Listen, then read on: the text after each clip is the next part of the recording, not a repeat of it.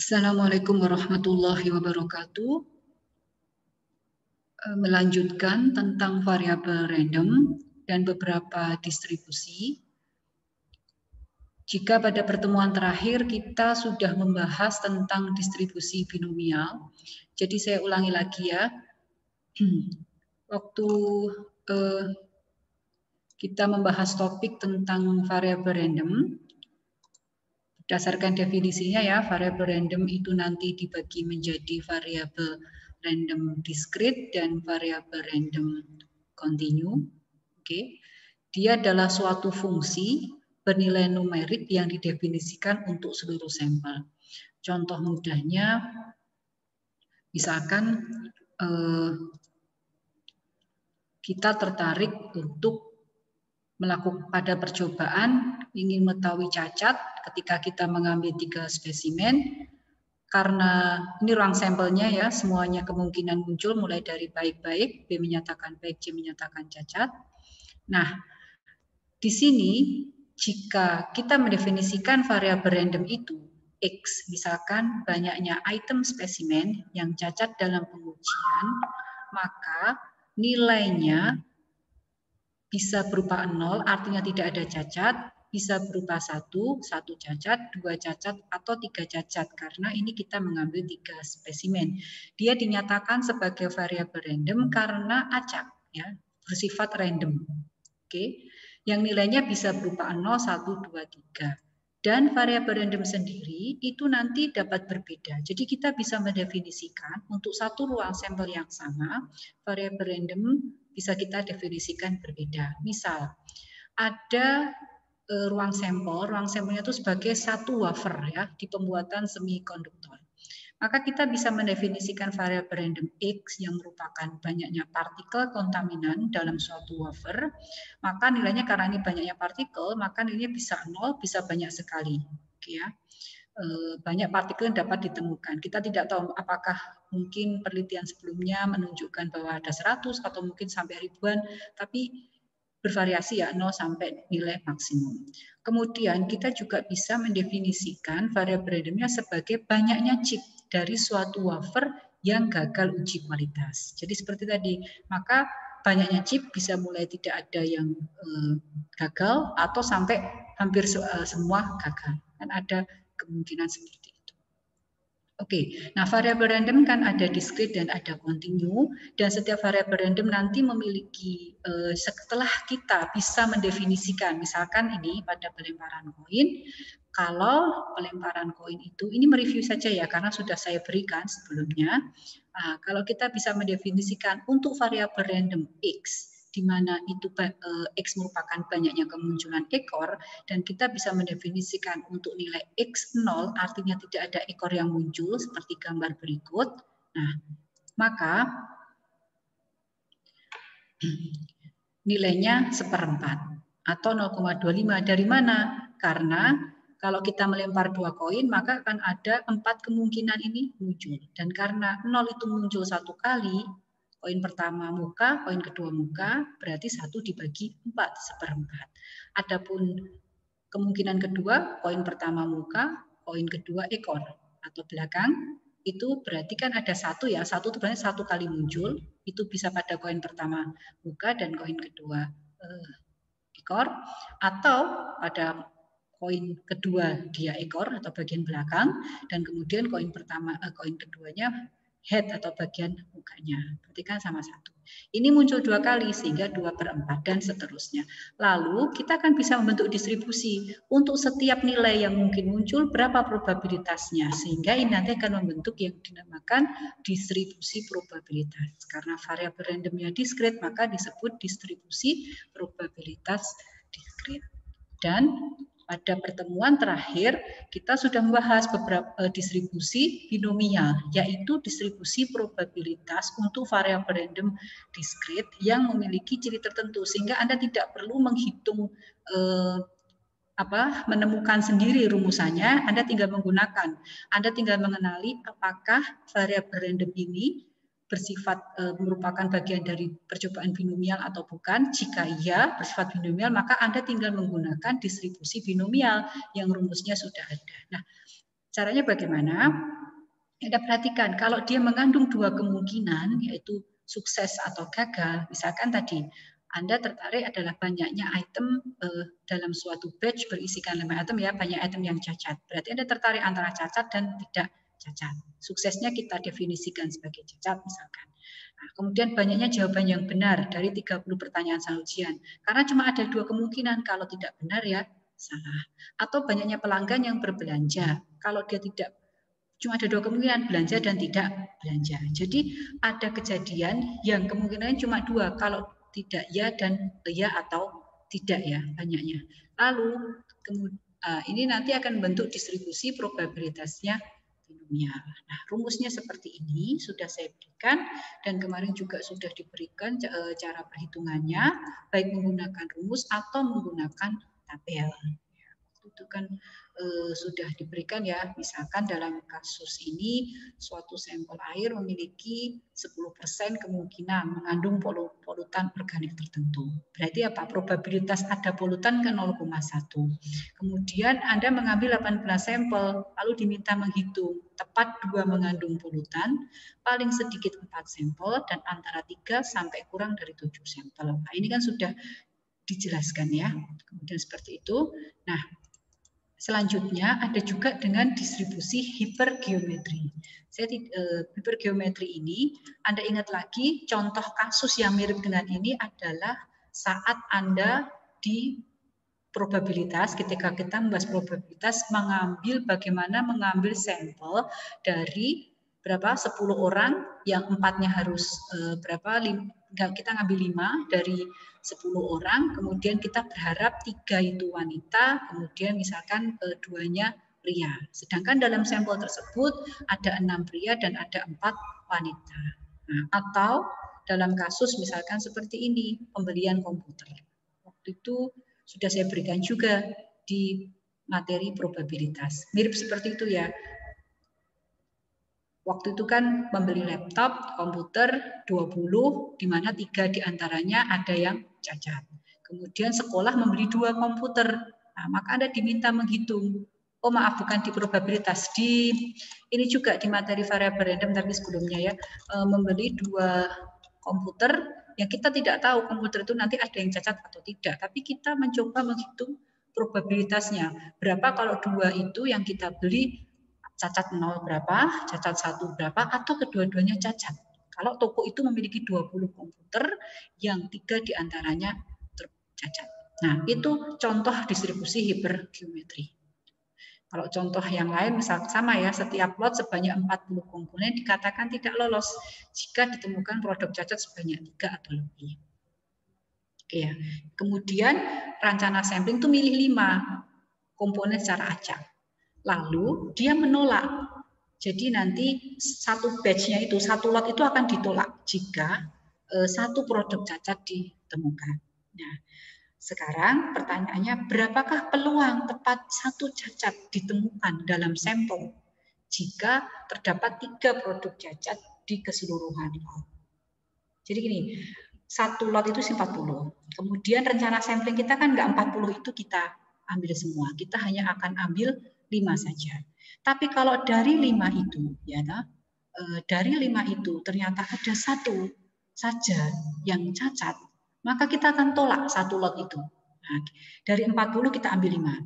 Ambil 5, kita cermati. Satu saja dia cacat ditemukan dari 5 sampel itu, maka kita tolak satu lot tersebut. Sudah tolak semua. Nah, kita anggap bahwa lot itu gagal, tidak bagus. Nah, kemudian di sini ditanyakan, nah berapakah tepat satu cacat ditemukan? Kalau sebenarnya di dalam satu lot itu ada 3 yang cacat, tapi kalau dalam sampel 5 yang diambil itu ternyata dia tidak ada yang cacat, lotnya bagus. Tapi kalau ada satu saja berarti dianggap tidak bagus. Nah, ini contoh dari distribusi hipergeometri. Ya, rumusnya kan sudah ada ya. Berarti peluang 1 tepat 1 cacat, kemudian 40 kan semuanya, kemudian kita sampling 5, di dalam 40 itu ada 3 yang cacat. Nah, seperti itu. Tapi di sini saya tidak akan berikan lebih panjang lebar. Anda bisa mempelajari sendiri. Jika berminat, Anda tinggal masukkan ke dalam rumusnya. Tapi Anda pahami situasi seperti ini masuk binomial atau masuk hipergeometri. Nah, selanjutnya, apakah masuk ke distribusi Poisson? Kalau distribusi Poisson itu banyaknya kejadian, tapi kita sudah ada dalam suatu selang atau interval. Misal, banyaknya cacat yang terjadi dalam satu waktu, kemudian banyaknya mobil yang antri di dalam 1 jam, atau banyaknya kecelakaan yang terjadi dalam 1 bulan di suatu jalan tol, misalkan seperti itu. Di sini nanti akan ada lambang lambda ya. Lambda itu banyaknya kejadian dalam suatu unit. Ya. Ini rumusnya, dan kita juga bisa menggunakan tabel. Nah, beberapa itu bisa menggunakan lambda T. T-nya itu bukan berarti dikalikan ya, maksudnya ini satu lambda T rata-rata banyaknya kejadian yang terjadi per satuan waktu atau daerah, bisa juga menggunakan lambda saja. Nah, sama. Ini contoh distribusi Poisson, contoh soalnya saja ya, misalkan dalam sebuah eksperimen rata-rata jumlah partikel radioaktif yang melewati suatu counter 5 tiap detik. Maka tentukan peluang 8 partikel akan lewat dalam selang waktu 1 mili detik. Berarti di sini apa? Selang waktu, ada selang waktu ya. Ada 8 partikel akan lewat dalam 1 mili detik. Berapa peluangnya? Jadi banyaknya kejadian per interval. Intervalnya di sini 1 mili detik. Ya kan? Kemudian yang sudah diketahui itu ada 5 tiap mili detik. Berarti lambdanya adalah 5. Kalau peluangnya 8, kalau kita menggunakan rumus tadi, kita masukkan saja ya, E-nya tadi kan 2,71 sekian, masukkan. Atau Anda juga bisa menggunakan tabel Poisson. Ingat, tabel-tabel distribusi ini bersifat kumulatif. Jadi, kalau Anda menggunakan mu-nya tadi 5, misalkan di sini, kemudian tadi tanyakan tepat 8, Anda jangan langsung 0,9319, maka kemungkinannya 93% tidak. Seperti itu. Ingat, ini kumulatif. Nilai 93,09319 atau 93,19% ini akumulasi dari mulai dia 0 sampai dia 8. Sehingga sama dengan binomial yang sudah saya sampaikan waktu itu di pertemuan sebelumnya. Untuk kalau soalnya mengatakan tepat sama dengan 8, berarti Anda harus mengurangkan, kalau dari tabel loh ya, dari tabel 8 dikurangkan dengan 7. Kan berarti ya, jumlah dari 0 sampai 8, kita kurangkan dia 0 dari 7, nanti tepat 8. Oke. Kecuali kalau pertanyaannya misalkan sampai 8, atau berapakah peluang partikel peluang partikel maksimum 8. Berarti dia mulai dari 0 sampai 8. Seperti itu. Oke. Nah, Poisson ini kuncinya yang selang tadi ya, pada banyaknya kejadian berselang. Oke, sekarang kita masuk ke distribusi variabel random continue. Nah, distribusi variabel random continue ada beberapa, tetapi saya hanya akan membahas 2 yang cukup penting ya, yaitu distribusi uniform dan distribusi yang normal. Tetapi sebelumnya kita pahami dulu continue itu bagaimana. Ingat, continue itu memiliki 3 sifat ya. Pertama, dia bilangan tidak terhingga. Berarti bersifat continue. Apa ciri variabel waktu di pertemuan pertama, kalau tidak kedua, Anda kan diminta mengenali mana yang variabel ini bersifat merupakan variabel binomial, mana yang kontinu. Nah, untuk variabel binomial, untuk variabel diskrit, maaf ya, diskrit atau kontinu. Nah, untuk kontinu, misalkan dihasilkan dari hasil pengukuran tinggi, berat, temperatur, dan sebagainya. Nah, dia bilangannya bernilai tidak terhingga. Kemudian probabilitas X sama dengan sembarang nilai adalah 0. Oke. Nah, artinya begini, Anda bilang probabilitas dalam populasi itu beratnya 54 itu sebenarnya tepat sama 54 itu 0. Misalnya probabilitas berat anak TK ya di suatu TKA misalkan Anda mengatakan sama dengan 15 kilo, misalkan, 20 kilo, misalkan seperti 20 kilo. Nah, probabilitas tepat sama dengan 20 kilo itu 0. Karena pada dasarnya kalau kita ngukur berat itu nggak akan tepat 20, bisa ada 20, sekian, tergantung timbangannya juga kan. Jadi pada dasarnya nggak pernah nilainya itu persis 20, bisa jadi ada koma-koma belakang. Anda menggunakan timbangan digital, dia bisa sampai ada koma 1 belakangan. Anda menggunakan timbangan beras, nggak ada koma memang, tapi Anda menggunakan timbangannya lebih akurat lagi, nanti akan ada 2 angka di belakang koma. Jadi nggak pernah dia bisa tepat 20 seperti itu. Sehingga beda dengan diskret. Kalau diskret itu tampak 1 kursi, 2 kursi, 1 anak, 2 anak, 3 anak, jelas bedanya. Nah, seperti itu. Namanya kan diskret. Nah, sehingga tidak bermakna apakah dia mengandung lebih besar atau lebih kecil dan mengandung sama dengan atau tidak. Jadi kalau probabilitas variabel random antara A, X kurang dari lebih besar dari A dan kurang dari sama dengan B, nggak bermakna Anda hilangin tanda sama dengannya. Beda dengan kasus diskret tadi. Seperti kasus banyaknya kontaminan tadi ya, dalam banyaknya polutan ya, banyaknya polutan itu sampel, ambil 18 sampel, tepat 5 polutan dengan maksimum tepat 5 dengan kurang dari 5 itu nanti berbeda hasilnya. Kalau kurang dari 5, 5-nya kan nggak ikut.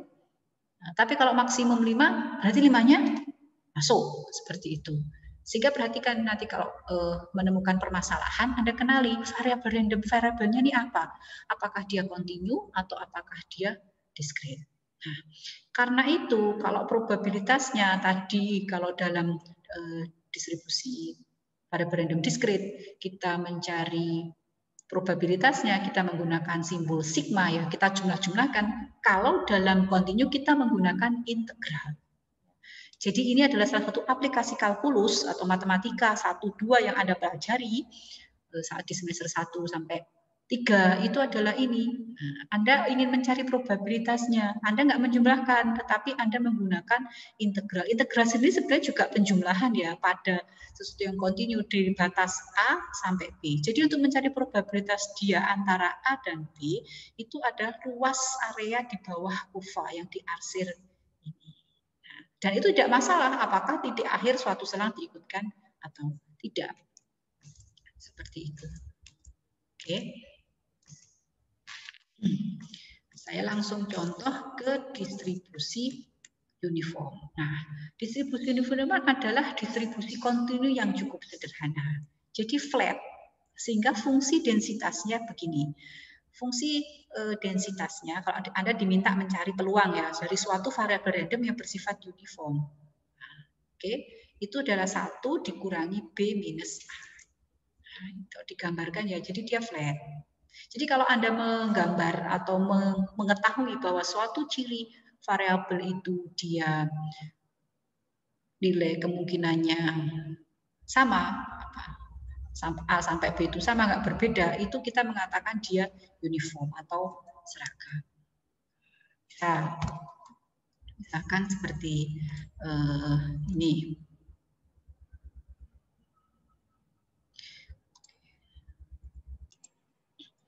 Misalkan suatu ruang konferensi dapat disewa untuk rapat yang lamanya tidak lebih dari 4 jam. Kemudian X adalah variabel random, sudah didefinisikan ya, yang menyatakan waktu rapat dan diasumsikan dia berdistribusi seragam. Maka tentukan fungsi densitas peluang X pertama. Yang kedua, tentukan peluang suatu rapat berlangsung 3 jam atau lebih. Oke. Fungsi densitasnya tadi ya, karena A-nya rapatnya itu tidak lebih dari 4 jam, berarti bisa dari mulai 0 sampai 4 jam, A-nya 0, B-nya 4, sehingga fungsi densitasnya tadi dikatakan ya, maksimumkan 4 ya, jadi 1/4, B dikurangi A. Kemudian berapakah probabilitasnya dia digunakan lebih dari 3 jam. Oke. Dari 3 jam berarti tadi fungsi densitasnya kita masukkan ke sini, kita integralkan dari 3 sampai 4, karena kan batasnya maksimum sampai 4 kan. Nah, 1/4 dx integralnya jadi 1/4 x kita masukkan, maka probabilitasnya sama dengan 1/4. Contoh yang lain, misalkan ini di suatu perusahaan pembuat soft drink, suatu mesin di set mengeluarkan minuman 12 oz ya. Sesungguhnya dia mengeluarkan nggak pernah tepat 12, pasti antara 11,5 sampai 12,5. Berapakah probabilitas dia kurang dari 11,8? Seperti itu. Berarti kita cari dulu fungsi densitasnya. Oke. 11,5 sampai 12,5 yang ditanyakan di 11,8. Berarti area yang dicari yang ini ya. Oke. Itu. Nah, sekarang kita masuk ke distribusi normal, yaitu distribusi yang paling penting di antara distribusi statistik yang lain. Dia menggambarkan banyak fenomena yang terjadi di alam, industri, dan penelitian.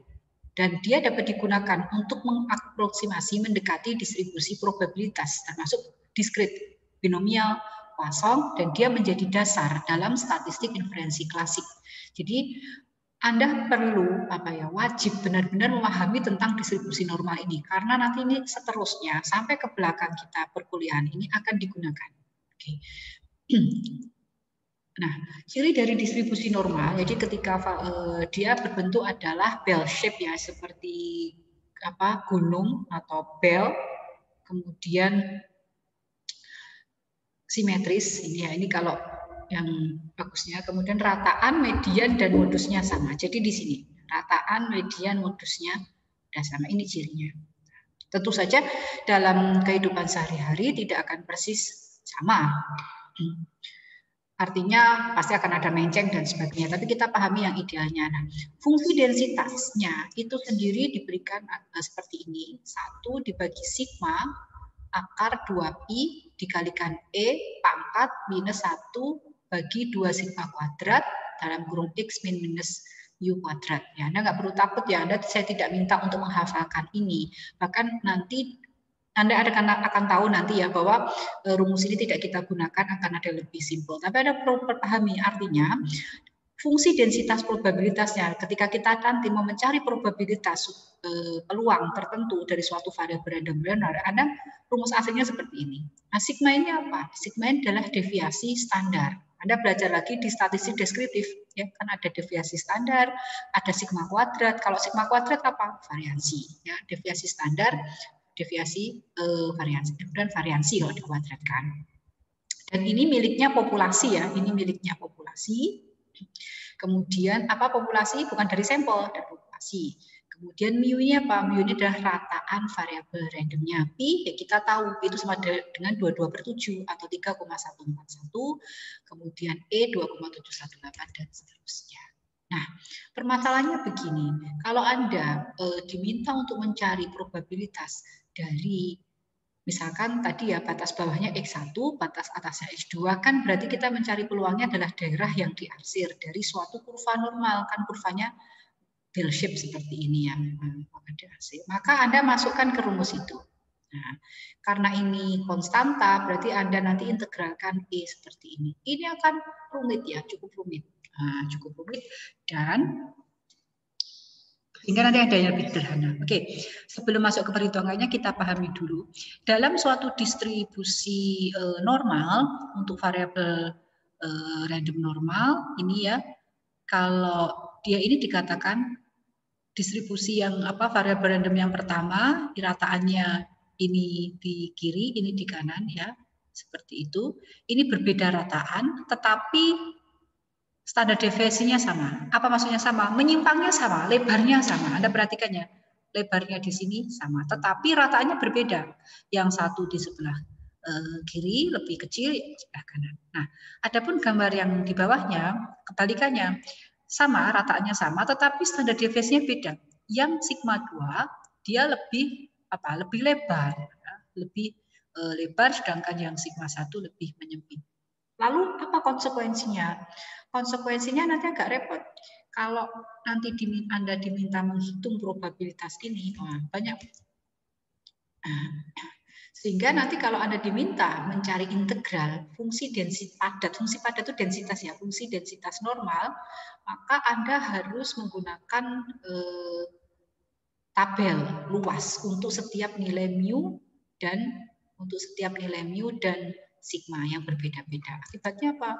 Akibatnya kalau kita menggunakan tabel itu akan banyak sekali karena setiap distribusi nanti X1 Anda bikin tabel sendiri, untuk X2-nya Anda bikin tabel sendiri. Nah, sehingga akan banyaknya tabel menjadi tidak terhingga. Oleh karena itu, distribusi normal, jadi sama-sama variabel random yang dia memiliki distribusi normal seperti ini, kemudian yang satunya seperti ini, itu nanti kita akan bawa ke distribusi normal baku. Nah, kita akan bawa ke bentuk standar baku supaya tidak perlu repot mencari tabel sendiri. Beda dengan yang binomial, Poisson, dan hipergeometri. Hipergeometri juga ada tabel distribusinya. Itu lebih sederhana ya, kita bisa. Tapi kalau normal nggak bisa. Jadi nanti untuk mu tertentu, misalnya mu-nya 0, sigmanya standar deviasinya 1. Nah, itu sudah ada tabelnya sendiri. Kemudian mu-nya berubah. Mu-nya 0, mu-nya 1, standar deviasinya jadi 2. Nanti sudah berubah lagi, bikin tabel lagi dan seterusnya, kan nggak mungkin. Nah, caranya bagaimana? Nah, syukurlah peneliti itu sudah, ilmuwan sudah menemukan caranya. Kita bawa dia ke distribusi normal baku. Apa arti distribusi normal baku? Jadi variabel random yang memiliki distribusi normal seperti di sebelah kiri akan kita bawa menjadi sebelah kanan. Anda perhatikan tidak ada perubahan di sini ya, secara pusat dia secara pusat ya, kemudian secara simpangan dia sama. Ini sama, ini sama. Hanya yang tadinya nilainya berubah-ubah kita jadikan dia nilainya 0. Kemudian sigma yang nilainya berubah-ubah kita jadikan dia nilainya 1. Sehingga tabel distribusi yang ada saat ini, distribusi normal, itu artinya untuk mu sama dengan 0 dan sigma sama dengan 1. Dan saya sudah mengupload di Google Classroom kumpulan tabel distribusi. Itu untuk mu sama dengan 0 dan sigma sama dengan 1. Bagaimana cara mengubahnya? Nah, cara mengubahnya adalah dengan X ya. X itu dari yang asalnya ini, kita kurangkan dia dengan mu dibagi sigma. Maka jadilah Z. Nah, Z ini yang disebut dengan distribusi normal baku. Jadi kalau ada istilah distribusi normal biasa, berarti yang ini. Tapi kalau kita sudah distribusi normal baku, atau orang beberapa mengatakan Z distribution, itu artinya distribusi normal yang sudah. Nah, jadi distribusi normal baku adalah distribusi normal dengan mu sama dengan 0 dan sigma sama dengan 1. Oke. Nah, kemudian bagaimana cara kita membaca tabel normal? Oke, cara membaca tabel normal begini caranya. Nah, misalkan gini ya, ini luas area. Ingat, sama prinsipnya dengan ketika di binomial, kumulatif. Jadi luas area itu nanti itu adalah kumulatif mulai dari kiri sampai Z-nya. Jadi bukan tepat Z-nya ya, dari kiri kumulatif Z-nya. Nah, yang diarsir, jadi Anda kan saya berikan tabel, Anda cermati di situ. Sudah saya uploadkan. Nah, itu adalah luas seluruh dari sebelah kiri sampai kanan. Jadi misalkan untuk gini, Z. Untuk nilai Z misalkan 1,15. Misalkan ya 1,15 berarti 1,15 tarik di sini. Oke, kita tarikkan coba ya. Saya tidak bawa. Ya, misalkan gini ya. Ini 1,15. Oke. Nah, maka luasnya ini itu sama dengan 0,8 berapa ini? 8,531 atau 80 maaf, atau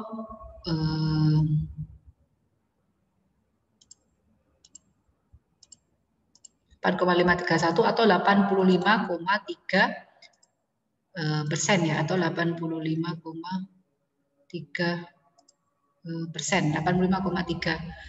seperti itu. Sekarang kadang-kadang yang ditanyakan itu tadi kayak kasus binomial, maksimum 5, paling sedikit misalkan 5. Karena ada pertanyaan seperti itu sama. Nanti di distribusi normal, variabel random dengan distribusi normal juga nanti akan muncul pertanyaan seperti itu. Nah, kalau yang ditanyakan itu sebelah kanannya, ini tadi, ini kan kalau untuk sebentar.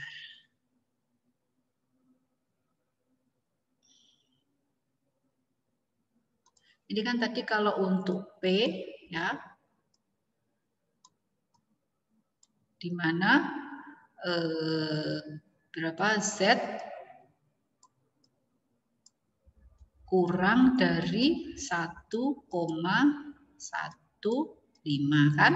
Jawabannya tadi berapa? 85. Nah, tapi kalau yang ditanyakan P, Z, saya nggak bawa pen soalnya ini, jadi agak jelek ini tulisannya, 1,15, gimana? Nah, ingat, ini luas di bawah kurva, ini total sama dengan 1. Nah, ini kan tadi berapa? 85,3% ya, atau 0,853. Berarti nanti kalau dia lebih ya tentu saja 1 dikurangi 0,853. Seperti itu. Sama ya. Nah ini misalnya nih ya, ini 1,64. Kita lihat dari tabel ya, kalau 1,64 di mana?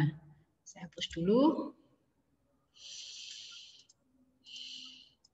Kalau 1,64, 1,64 itu di sini, 1,64. Nih. Nah, apa? Ini kan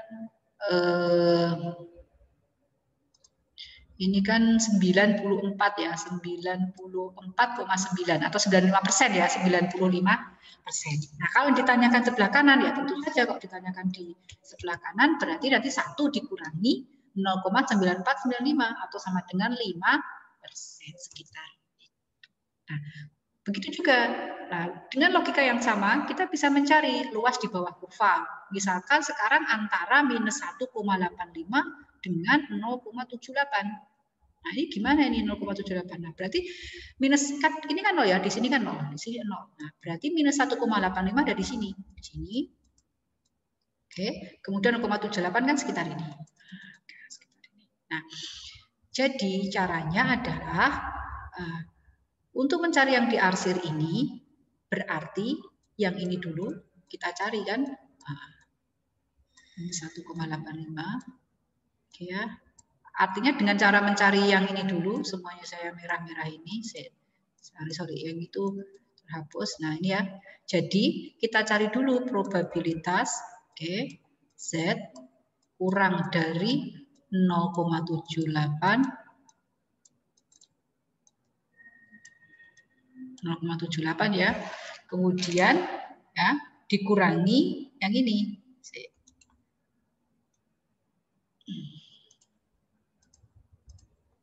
Dikurangi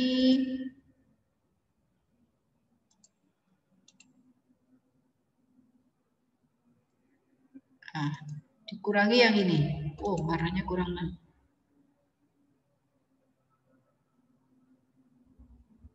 Dikurangi yang ini. Yang ini. Itu apa?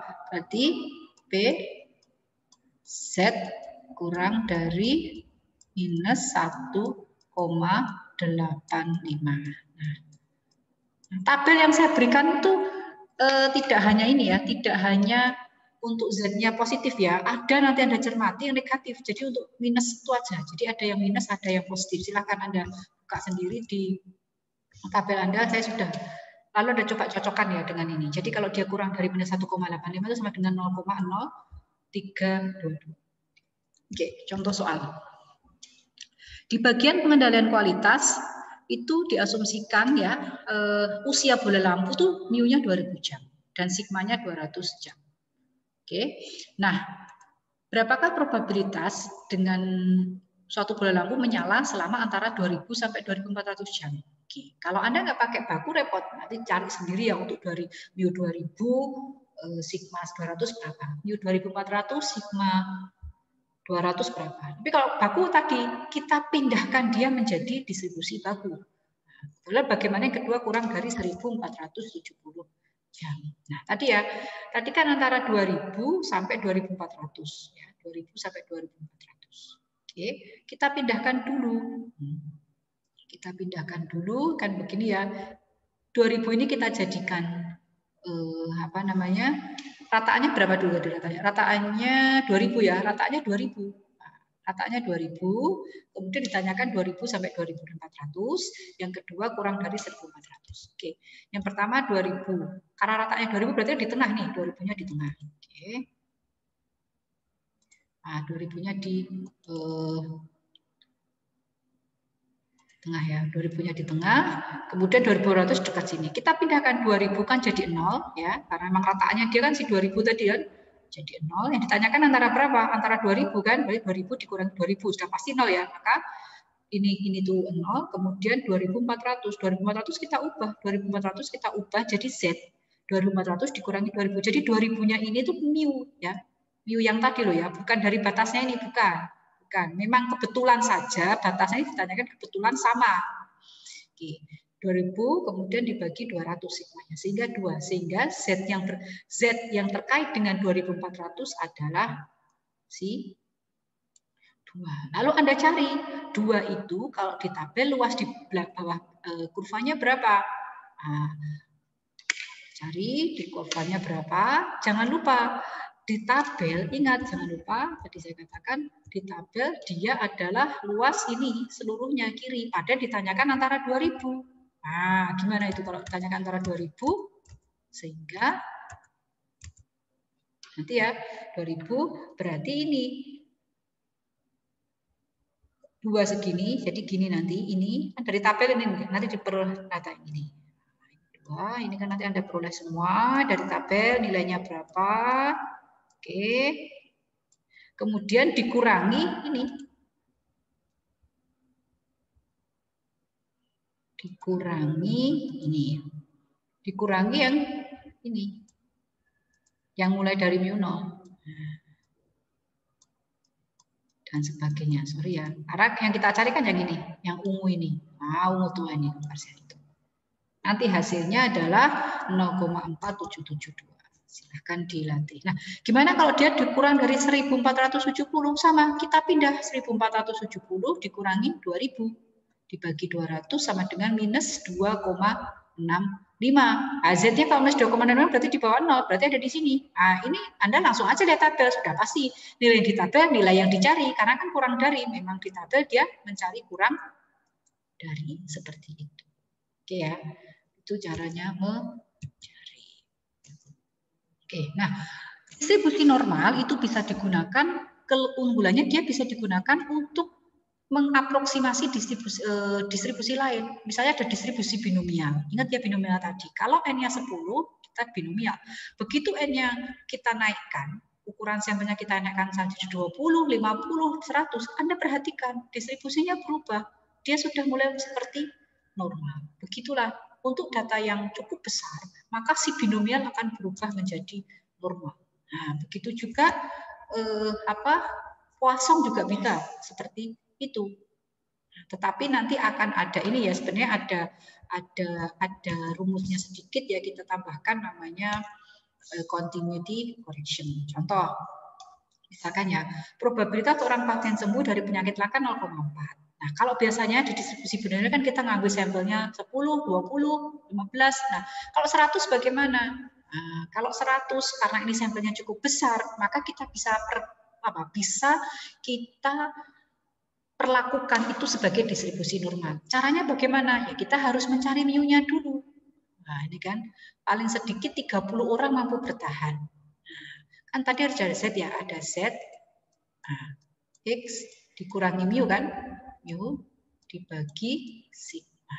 Nah, X-nya ini kan 30. Oke. Kemudian mu-nya kita cari dulu. Kita cari dulu, bukan langsung bukan dari langsung 0,4 kita masukkan, nanti dulu sigmanya juga. Nah, kemudian X ini di sini kita masukkan 29,5. Loh kok bisa tuh? Karena ada namanya continuity correction.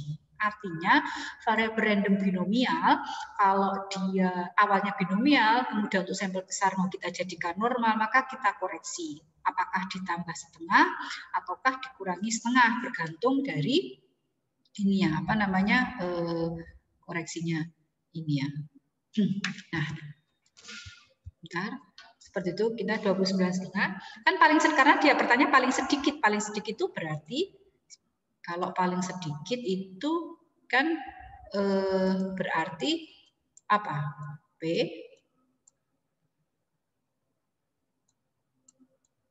lebih dari ya, paling sedikit kan ya, 3.